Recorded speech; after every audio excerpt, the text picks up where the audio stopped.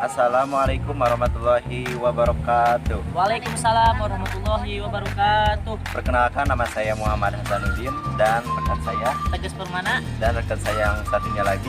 Desi Arianti. Kami dari kelompok 2 Ilmu Kalam, Fakultas Pendidikan Agama Islam STAI Kota Sukabumi akan membahas tentang pengkategorian ilmu kalam, yaitu peradaban Islam klasik, pertengahan, dan modern. Dan selanjutnya akan membahas tentang Aliran antroposentris, teosentris, konvergensi atau sintetis, dan aliran nihil.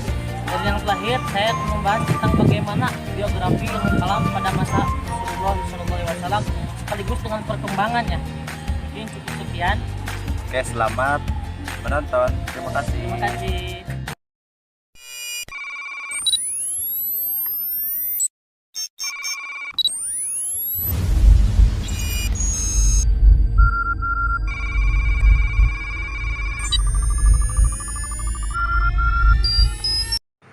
Assalamualaikum warahmatullahi wabarakatuh. Di sini saya akan membahas tentang pengkategorian ilmu kalam. Ilmu kalam adalah ilmu yang membahas tentang ketauhidan, di mana ini menggunakan metode pendekatan logika yang di dalamnya membahas tentang pokok-pokok agama, yaitu kemahasaan Tuhan, nubuah, akhirat, dan hal-hal yang mendukung terhadap itu. Peradaban Islam klasik terjadi pada tahun 650 Masehi sampai dengan 1250 Masehi, di mana pada masa itu Rasulullah SAW meninggal dunia dan terjadilah problem antara siapa yang harus menggantikan kekhalifahan Rasulullah SAW pada masa itu. Kaum Ansor dan Muhajirin sama-sama mengklaim yang terbaik, mengaku yang terbaik tentang kekhalifahan yang baik, yaitu, dan datanglah Umar dan Khattab dan membaiat Abu Bakar As-Siddiq menjadi khalifah menggantikan Rasulullah SAW. Kenapa digantikan oleh Abu Bakar As-Siddiq? Karena menurut Umar, Abu Bakar As-Siddiq itu sudah senioritas dan kedekatannya dengan Rasulullah SAW menjadi imam. Setelah itu, tetapi dengan Ali bin Abi Thalib tidak sedikit tentang pemerintahan kepada Abu Bakar As-Siddiq. Kenapa? Karena masih dipegang terhadap istrinya, yaitu Siti Fatimah. Dan setelah Siti Fatimah wafat, Ali bin Abi Thalib pun menyetujui bahwa Abu Bakar As-Siddiq menjadi khalifah yang menggantikan Rasulullah SAW. Setelah kesetujuan itu, pemilihan pun digelar secara aklamasi dan diangkat menjadi khalifah pada tahun 632 yang diangkatkan itu di Masjid Nabawi. Pada masa peradaban Islam klasik dibagi menjadi 2 fase, yaitu fase keemasan peradaban Islam dan fase degenerasi peradaban Islam. Pada masa keemasan Islam terjadi pada tahun 650 Masehi, sedangkan pada sampai dengan 1000 Masehi, sebelum Nabi Muhammad wafat pada tahun 423 Masehi, semua Arabia berada dalam kekuasaan umat Islam. Setelah Nabi Muhammad wafat digantikan oleh Abu Bakar As-Siddiq, tetapi Abu Bakar As-Siddiq hanya menjadi khalifah 2 tahun dalam periode tersebut Abu Bakar As-Siddiq berhasil memerangi perang Lidah karena pada saat itu suku-suku bangsa Arab tidak mau tunduk terhadap Madinah. Setelah Abu Bakar Siddiq wafat digantikan oleh Umar, ekspansi terus berlanjut ke Irak,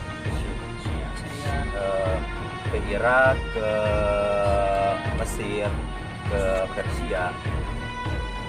Setelah kekhalifahan Umar digantikan oleh Utsman. Tetapi Utsman itu karena khalifahnya karena mati terbunuh dalam perang, digantikan oleh Ali bin Abi Thalib. Di situ terjadilah diskresi kepecahan antara Ali dan kaum Muawiyah, mana pada saat itu propaganda terhadap kekhalifahan Ali, dan jatuhlah kekhalifahan Ali dan digantikan oleh Muawiyah. Setelah Muawiyah bangkit, yang bisa disebutkan kekhalifahan Umayyah, setelah itu digantilah karena banyak propaganda, datanglah kaum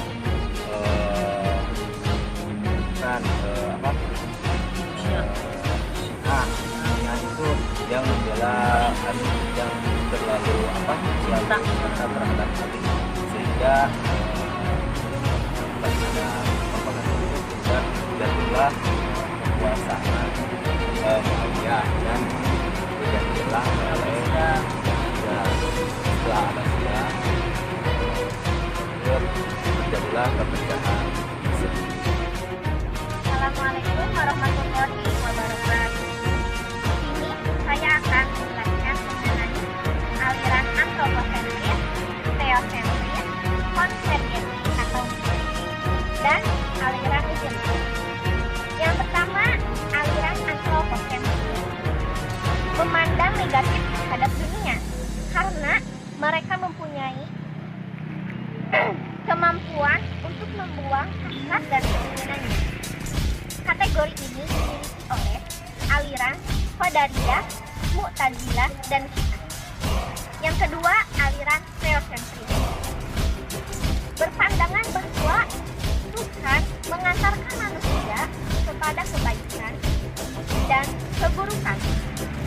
Akibatnya mereka pasrah karena telah ditentukan oleh Tuhan. Kategori ini dimiliki oleh aliran Jabariyah. Yang ketiga, aliran konvergensi atau sintesis berpandangan bahwa segala sesuatu itu berada dalam ambigu atau ketidakjelasan serta ganda. Mereka mampu membuat sesuatu berada di tengah-tengah, tidak di tengah ataupun tidak di sini. Kategori ini dimiliki oleh aliran agnostik. Yang terakhir, aliran nihilisi. Mereka menganggap bahwa Tuhan tidak mempunyai sifat kemurkaan, tetapi mereka masih menerima variasi Tuhan manusia, kecerdasan manusia. Warahmatullahi wabarakatuh. Pada kesempatan kali ini, insya Allah saya akan menjelaskan bagaimana sejarah ilmu kalam pada masa Rasulullah SAW. Pada awal kebangkitan Islam, peranan ilmu kalam tidak seperti ilmu fikih pada umumnya. Ilmu kalam kurang diminati oleh penduduk masyarakat pada zaman Rasulullah, karena pada zaman Rasulullah SAW sendiri, masyarakat mengimani cukup hanya dengan tasdiqu biqalbi, dengan membenarkan hati tanpa harus mengolah pikiran mereka untuk mengimani apa yang sebagai iman. Bahkan Rasulullah SAW sendiri pun tidak begitu mempersoalkan dan tidak begitu terlalu memberikan rincian khusus tentang kebenaran melalui akal atau ilmu kalam tersebut. karena sahabat pun waktu itu sempat melarang, bahkan membuat suatu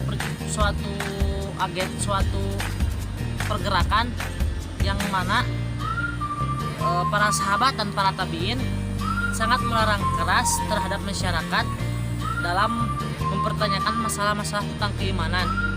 Dalam arti kata lain, para penduduk tersebut hanya cukup menyemai dengan cara secara global tanpa harus mengolah atau menganalisis data tentang masalah-masalah keimanan tersebut.